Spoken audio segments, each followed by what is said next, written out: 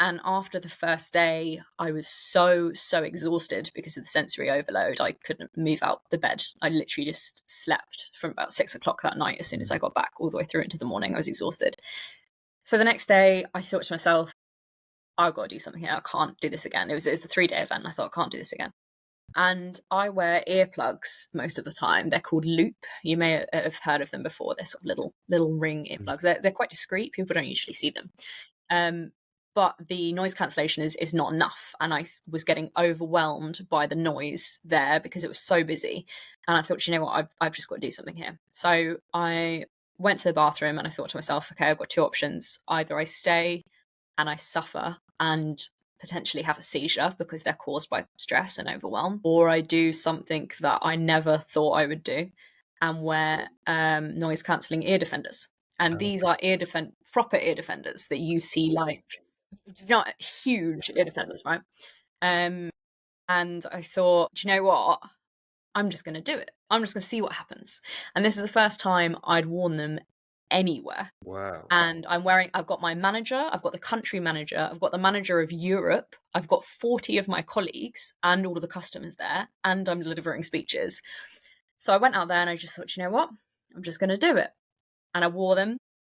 And the response from everyone was positive. It was really positive, and it was really, really nice. Like, it was so supportive.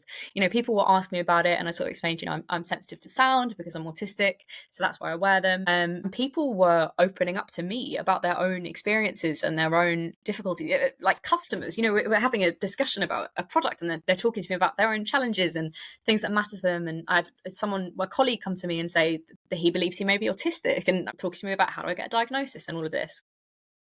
And then I had a really lovely moment. So I delivered a speech, and then we took a load of customers out for dinner, quite a sort of formal dinner. We had 12, 14 customers there. We've got my manager.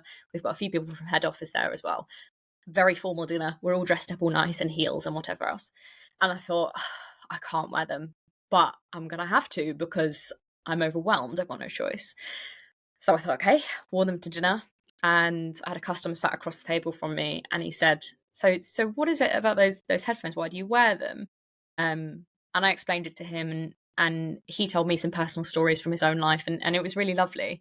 And I said, do you know what? The way I see it, I didn't want to wear these, but if you saw a person who was using a wheelchair, you wouldn't say to them, why have you got a wheelchair? Why do you need that? You just accept it, right? But with conditions like this, you see someone wearing ear defenders and you question it. You think, why are you doing that? What's wrong with you? That sort of thing.